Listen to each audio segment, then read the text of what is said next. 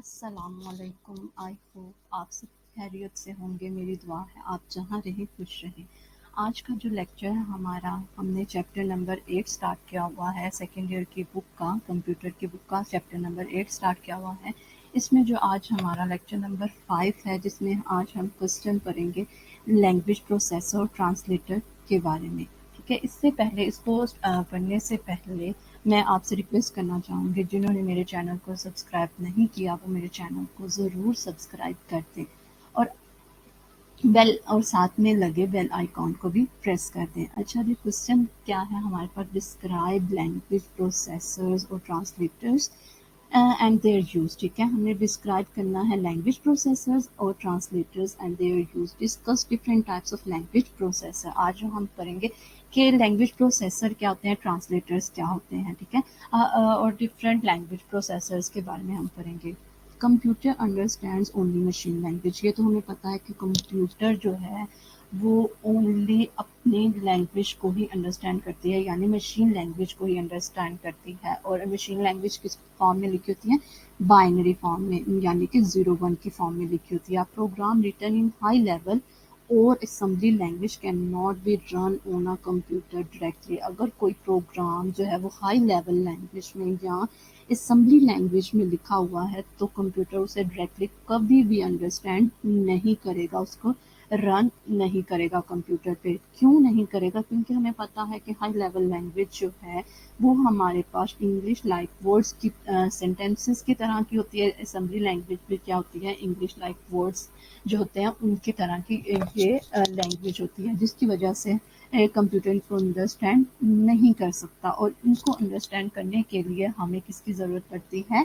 Language processor की और translator की, जो इस लैंग्वेज को कंप्यूटर के अंडरस्टैंडेबल लैंग्वेज में कन्वर्ट करते हैं ताकि कंप्यूटर उन इंस्ट्रक्शंस को रन कर सके। ठीक है, it must be converted into machine language before execution. मतलब हाई लेवल लैंग्वेज और असेंबली लैंग्वेज को या इस तरह की किसी भी लैंग्वेज को अगर आपने कंप्यूटर पर रन करवाना है तो सबसे पहले आपको किस में कन्वर्ट करना पड़ेगा? मशीन लैंग्वेज में। मशीन लैंग्वेज क्या है? जो कंप्यूटर अंडरस्टैंड करता है, 0-1 की फॉर्म में होती है।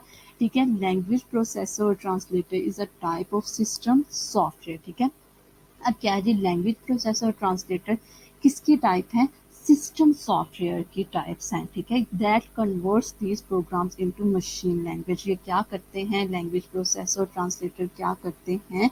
ये प्रोग्रामिंग लैंग्वेजेस को, जो डिफरेंट प्रोग्रामिंग लैंग्वेजेस होती हैं, हाई लेवल लैंग्वेजेस, उनको कन्वर्ट करते हैं किसमें? मशीन लैंग्वेज में, ताकि कंप्यूटर जो है उन लैंग्वेजेस को अंडरस्टैंड कर सके। अब क्या है जी, every computer language has its own translator. मतलब हर कंप्यूटर, जितनी भी हमारे पास कंप्यूटर लैंग्वेजेस है ना, जैसे जावा है, डॉट नेट है, पीएचपी है, बेसिक है, कबोल है, मतलब इस तरह की सी है लैंग्वेज, C++ लैंग्वेज है, इस तरह की जितनी भी लैंग्वेजेस हैं इनके अपने ट्रांसलेटर होते हैं।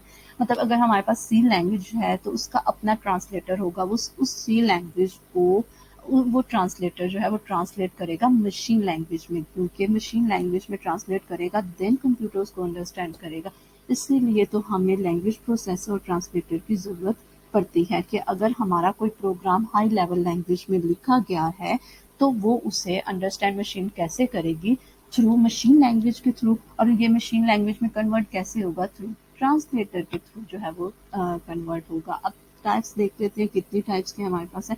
टाइप्स ऑफ ट्रांसलेटर्स हमारे पास जो हैं वो 3 टाइप्स के ट्रांसलेटर हैं। डिफरेंट टाइप्स ऑफ ट्रांसलेटर्स और language processor are as follows. Compiler है, इंटरप्रेटर है और असेंबलर है। कंपाइलर देख लेते हैं। ये कंपाइलर क्या है? हमारे पास ट्रांसलेटर है जो क्या करेगा? एक लैंग्वेज को मशीन लैंग्वेज में कन्वर्ट करेगा। अब इसकी हम पढ़ लेते हैं। क्या है जी? A compiler is a program that converts the instructions of high level language into machine language as a whole। Compiler जो है ये हमारे पास कोई हार्डवेयर नहीं है, ये एक सॉफ्टवेयर है, एक प्रोग्राम है, सेट ऑफ इंस्ट्रक्शंस हैं जो क्या करती हैं? कन्वर्ट करती हैं हमारी किसी भी हाई लेवल लैंग्वेज को। जो भी हाई लेवल लैंग्वेज है उसको किस में कन्वर्ट करने के लिए? मशीन लेवल लैंग्वेज में कन्वर्ट करने के लिए हम किसका इस्तेमाल करते हैं? कंपाइलर का। और कंपाइलर क्या करती है, ये पूरे के पूरे मतलब हमारे पास एक प्रोग्राम पूरा लिखा हुआ एक फाइल है पूरी, जिसमें हाई लेवल लैंग्वेज या कुछ इंस्ट्रक्शंस लिखी हुई हैं हाई लेवल लैंग्वेज में, उस पूरी की पूरी फाइल को किस में कन्वर्ट कर देगा, as a whole machine level language में, मतलब मशीन लेवल लैंग्वेज में उस पूरी फाइल को कन्वर्ट कर देगा, पूरी की पूरी फाइल को। ठीक है। A program written in high level language is called source program. ठीक है, ये अभी हमने पढ़ा था ऊपर, सोर्स कोड क्या है, ऑब्जेक्ट कोड क्या है। जो प्रोग्राम हाई लेवल लैंग्वेज में लिखा गया होता है उसे हम क्या कहते हैं, सोर्स प्रोग्राम। और जो प्रोग्राम कन्वर्ट होके मशीन लेवल लैंग्वेज में कन्वर्ट होता है तो उसको हम क्या बोलते हैं, ऑब्जेक्ट प्रोग्राम या ऑब्जेक्ट कोड भी बोल सकते हैं।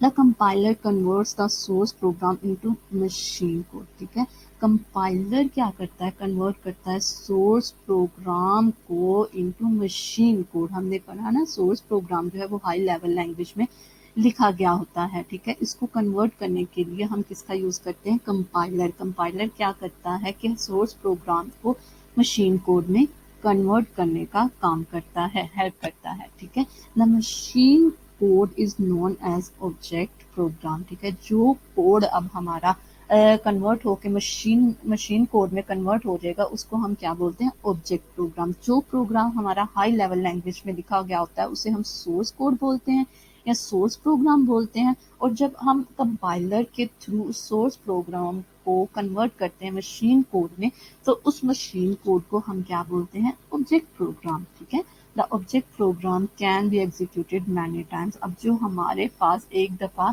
सोर्स प्रोग्राम जो है वो कन्वर्ट हो के कंपाइलर ने उसको कन्वर्ट कर दिया ऑब्जेक्ट प्रोग्राम में, एक फाइल थी हमारे पास पूरी की पूरी सोर्स प्रोग्राम की, उसको कन्वर्ट कर दिया हमने ऑब्जेक्ट प्रोग्राम में।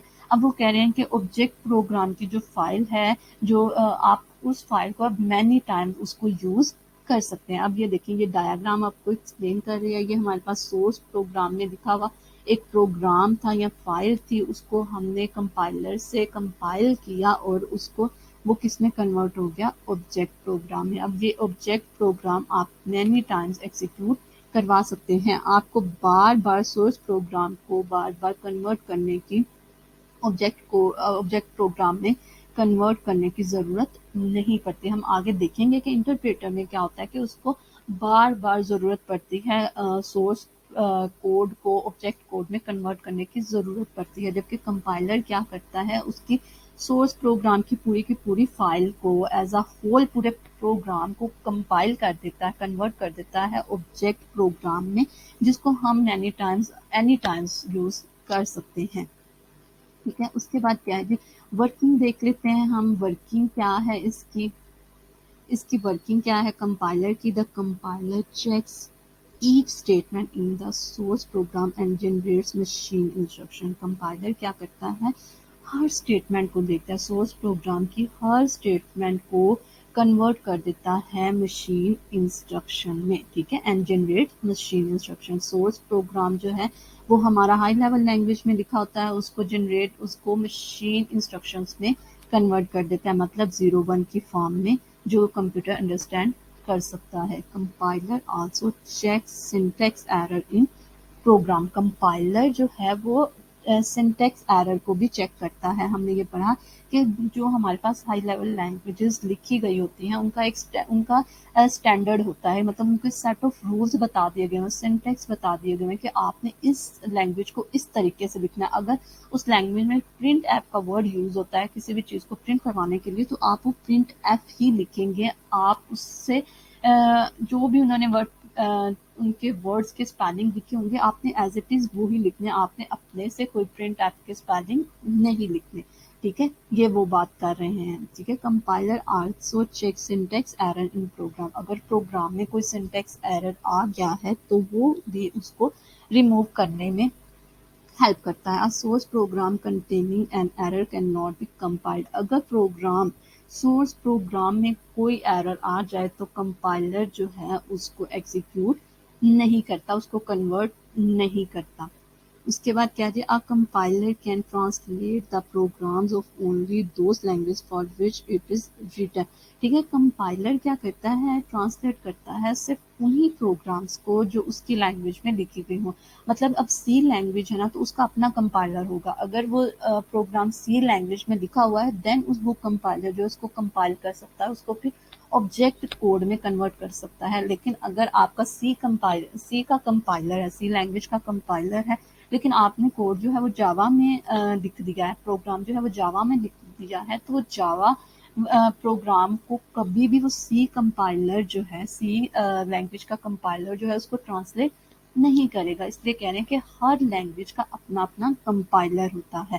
ठीक है, for example C compiler can translate only those programs that are written in C language. ठीक है, वही बता रहे हैं कि सी कंपाइलर जो है, इसका सी लैंग्वेज का अपना कंपाइलर है जो सिर्फ उन्हीं प्रोग्राम्स को ट्रांसलेट करेगा जो सी लैंग्वेज में लिखे होंगे। वो अदरवाइज वो किसी और लैंग्वेज को कन्वर्ट नहीं करेगा। अगर वो जावा में लिखी है, पीएचपी में लिखी है, डॉट नेट में, सी प्लस प्लस में, किसी और लैंग्वेज में वो कोड लिखा हुआ है, तो सी का कंपाइलर जो है वो उसको कन्वर्ट नहीं कर सकता। इसीलिए C compiler can translate only those programs that are written in C language. ठीक है, उसके बाद क्या देखते थे हमने, ट्रांसलेटर। उसके बाद क्या है, interpreter. And interpreter is a program that translates one instructions of the program at a time. अभी हमने देखा कंपाइलर में क्या था कि वो पूरी एज अ होल, मतलब पूरे के पूरे प्रोग्राम को एक दफा कंपाइल करके कन्वर्ट कर देता है ऑब्जेक्ट प्रोग्राम में। लेकिन इंटरप्रेटर क्या काम करता है कि वो सिर्फ और सिर्फ एक इंस्ट्रक्शंस पकड़ता है, एक इंस्ट्रक्शन को पकड़ता है और उसको ट्रांसलेट करता है, बस। ठीक है, कंपाइलर में क्या था, वो एज अ होल प्रोग्राम को कन्वर्ट कर देता था। उसको हम मैनी टाइम्स यूज कर सकते थे, हमें बार बार उसको जो है कंपाइल करने की जरूरत नहीं पड़ती थी। जबकि इंटरप्रेटर जो है वो क्या करता है, वो सिर्फ और सिर्फ एक टाइम में एक इंस्ट्रक्शन को, मतलब एक लाइन हो सकती है, एक इंस्ट्रक्शन जो है उसको ट्रांसलेट करता है, किसमें, ऑब्जेक्ट प्रोग्राम में। It converts the instruction into machine language and execute. ठीक है, अब इंटरप्रेटर क्या करता है, एक इंस्ट्रक्शन, एक टाइम में एक इंस्ट्रक्शन को किस में कन्वर्ट कर देता है, मशीन लैंग्वेज में, और फिर उसको क्या करता है, एग्जीक्यूट करता है। It then moves to the next instruction of the program. ठीक है, और जब एक प्रोग्राम, एक इंस्ट्रक्शन एक टाइम में उसने एग्जीक्यूट कर ली, उसको मशीन लैंग्वेज में कन्वर्ट कर दिया, देन वो क्या करेगा, नेक्स्ट इंस्ट्रक्शन पर जाएगा, उससे पहले वो नेक्स्ट इंस्ट्रक्शन पर नहीं जाएगा। जबकि हमने कंपाइलर में देखा कि कंपाइलर तो पूरे के पूरे प्रोग्राम को, चाहे वो 10 पेजेस का था, 12 पेजेस का था, 100 पेजेस का था, वो पूरे के पूरे प्रोग्राम को एक दफा जो है मशीन लैंग्वेज में कन्वर्ट कर देता था। जबकि इंटरप्रेटर जो है वो एक टाइम में सिर्फ एक इंस्ट्रक्शन वन लाइन भी हो सकती है। ठीक है, उस एक लाइन को जो है वो मशीन लैंग्वेज में कन्वर्ट करेगा, देन वो सेकेंड लाइन में सेकेंड इंस्ट्रक्शन पर जाएगा, उससे पहले वो सेकेंड इंस्ट्रक्शन पर नहीं जा सकता इंटरप्रेटर।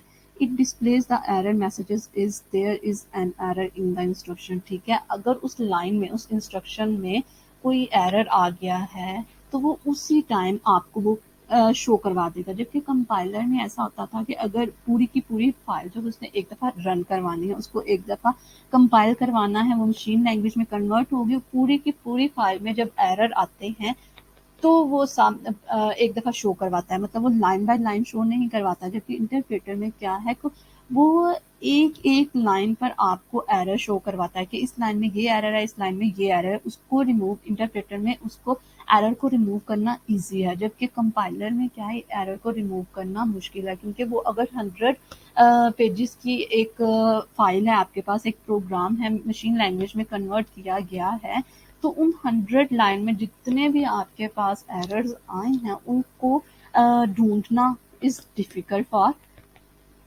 Human being. ठीक है, उसको ढूंढना जो है वो मुश्किल है। जबकि इंटरप्रेटर में क्या है कि आप एक लाइन में, एक लाइन एग्जीक्यूट हुई, वो मशीन लैंग्वेज में कन्वर्ट हुई, अगर उसमें कोई एरर आता है तो उसी टाइम वो आपको मैसेज शो करवा देता है कि इस लाइन में इस नंबर पर एरर है। ठीक है, the advantage of of interpreters over compiler is that an error is found immediately। ठीक है, इन दोनों में जो है एडवांटेज, इंटरप्रेटर का एडवांटेज ये है कि आपको जो है एरर जल्दी जो है वो ढूंढ जाता है। ठीक है, फाउंड, आप एरर को जल्दी फाउंड कर लेते हैं, जबकि कंपाइलर में क्या होता है, आपको एरर को रिमूव करना, पूरी की पूरी फाइल को जो उसने एग्जीक्यूट किया, उसको मशीन लैंग्वेज में कन्वर्ट किया, उसको देन लास्ट में जाके उसके सारे के सारे 100 फाइल्स जो 100 लाइंस हैं, 100 पेजेस हैं, उनमें जो एरर आए वो इकट्ठे आ गए, तो अब उनको रिमूव करना थोड़ा डिफिकल्ट होता है। इसलिए कह रहे हैं कि ये इसका एडवांटेज है इंटरप्रेटर का।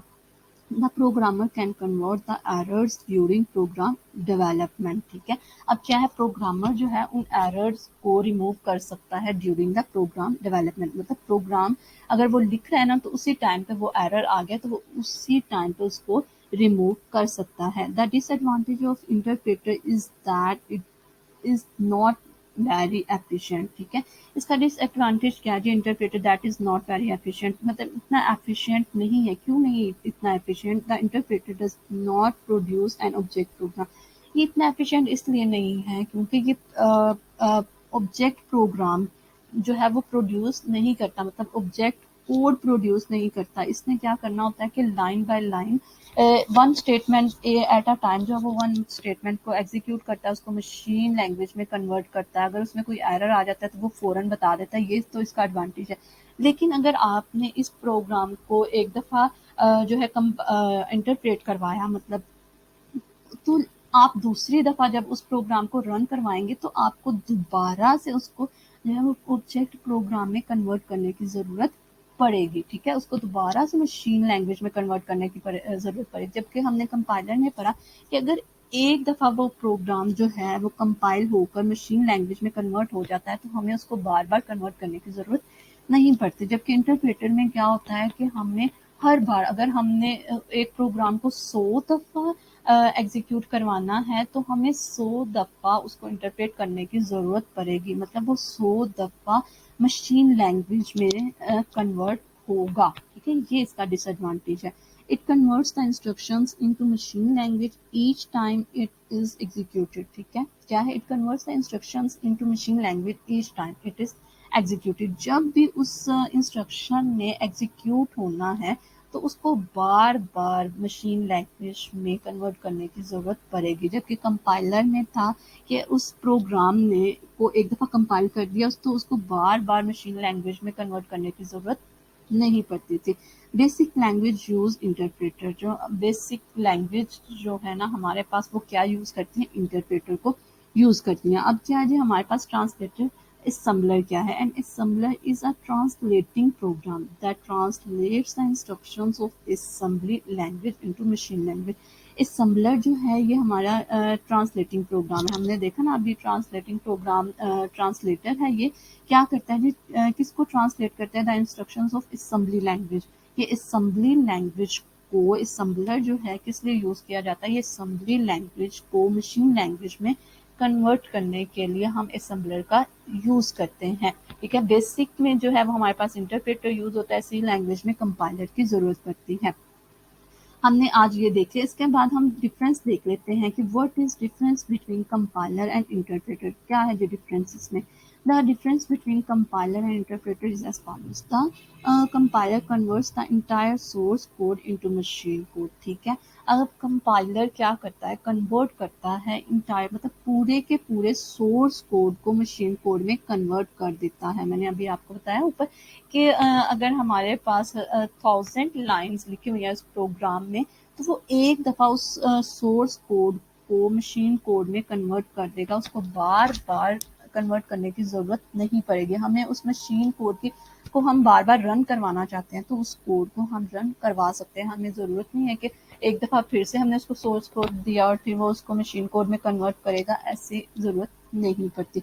जबकि the interpreter converts one instruction into machine code eight a time. ठीक है, ये क्या करता है कि एक इंस्ट्रक्शन को एक टाइम में सिर्फ एक इंस्ट्रक्शंस को कन्वर्ट करता है मशीन कोड में। ये इंटायर सोर्स कोड को, मतलब पूरी की पूरी फाइल को कंपाइलर कन्वर्ट कर देता है, जबकि इंटरप्रेटर जो है वो सिर्फ एक लाइन को एक दफ़ा जो है वो एक लाइन को एक टाइम में मशीन कोड में कन्वर्ट करता है। It generates object code. हमारा कंपाइलर जो है वो ऑब्जेक्ट कोड की फाइल को जनरेट करता है, जबकि इंटरप्रेटर जो है it does not generate object code. ये ऑब्जेक्ट कोड की फाइल को जनरेट नहीं करता। इसके प्रोग्राम को अगर हमने बार बार कंपाइल करवाना है, इंटरप्रेट करवाना है, तो हमें बार बार उसको इंटरप्रेट करवाने की ज़रूरत पड़ेगी उस प्रोग्राम को। जबकि हमने एक प्रोग्राम कंपाइलर में से गुजारा है, तो कंपाइलर क्या करता है, उस पूरी फाइल का एक ऑब्जेक्ट कोड बना देता है। उसको आप मैनी टाइम्स यूज़ कर सकते हैं। ज़रूरत नहीं पड़ती कि आप सोर्स कोड को दोबारा से दें और वो मशीन कोड में कन्वर्ट करें। जबकि इंटरप्रेटर में होता है, हमें इस सोर्स कोड बार बार देने की ज़रूरत पड़ती है। फिर क्या जी, it converts high level program that can be executed many times. ठीक है, अब क्या जी, इट कन्वर्ट्स करता है high level program that can be executed many times. मतलब ये हाई लेवल लैंग्वेज को कन्वर्ट करता है ना, तो हमने इसको मैनी टाइम्स एग्जीक्यूट करवा सकते हैं। It converts high level program each time it is executed. ठीक है, जब भी हमने हाई हाई लेवल लैंग्वेज के प्रोग्राम को कन्वर्ट करवाना है, तो हमें हर मतलब इंटरप्रेटर में क्या है, जितनी दफ़ा भी हमने उस प्रोग्राम को कन्वर्ट करवाना है, तो हर बार हमें उसके सोर्स को ऑब्जेक्ट कोड में कन्वर्ट करना पड़ेगा। जबकि कंपाइलर में क्या होता है कि हमने एक दफ़ा ऑब्जेक्ट कोड में कन्वर्ट कर दिया, हमें बार बार उसकी ज़रूरत नहीं पड़ती। The program execution is fast है। कंपाइलर में जो है एग्जीक्यूशन फास्ट है। क्यों फास्ट है? क्योंकि वो एज अ होल पूरी की पूरी फाइल को एक दफ़ा कन्वर्ट कर देता है ऑब्जेक्ट कोड में। जबकि इंटरप्रेटर जो क्या करता है, the program execution is slow. इसकी एग्जीक्यूशन स्लो है क्योंकि ये एक टाइम में एक इंस्ट्रक्शंस को जो है वो एग्जीक्यूट करता है, इसलिए इसकी जो एग्जीक्यूशन है वो स्लो है। It displays syntax error after compiling the whole program. मैंने आपको ये बताया कि ये कब एरर को शो करवाता है, सिंटेक्स एरर को कब शो करवाता है, जब हमारी पूरे का पूरा प्रोग्राम कंपाइल हो चुका होता है। देन लास्ट में जाके वो पूरी की पूरी फाइल का आउटपुट आपको एरर देता है कि इस लाइन पर एरर आया है। जबकि इंटरप्रेटर क्या करता है, displays the syntax error on each instruction of the program. ठीक है, हर इंस्ट्रक्शन, एक इंस्ट्रक्शन उसने को कन्वर्ट किया मशीन लैंग्वेज में, और अगर उस इंस्ट्रक्शन में एक लाइन में कोई एरर आता है, उसने उस लाइन को शो करवा दिया, उस एरर को शो करवा दिया कि इस लाइन में इतनी जगह पे जो है वो आपका एरर आ रहा है, तो आपको उस एरर को रिमूव करना जो है ईजी है। अभी हमने देख लिया कंपाइलर के एडवांटेजेस भी देख लिए, उसके डिसएडवांटेजेस भी देख लिए। जहाँ कंपाइलर के एडवांटेजेस हैं, वहाँ पे डिसएडवांटेजेस भी हैं, और जहाँ इंटरप्रेटर के एडवांटेजेस हैं, वहाँ डिसएडवांटेजेस भी मौजूद हैं। अगर आपको मेरे लेक्चर में किसी भी किस्म की समझ ना आई हो, आप कमेंट में कमेंट करके ज़रूर पूछ लीजिएगा। और अगर मेरा लेक्चर आपको अच्छा लगा हो, तो लाइक करना ना भूलिएगा। और अगर आपने मेरे चैनल को सब्सक्राइब नहीं किया, तो आपसे रिक्वेस्ट है कि मेरे चैनल को जाते जाते सब्सक्राइब कर दीजिएगा, और दुआओं में याद रखिएगा। अल्लाह हाफिज़।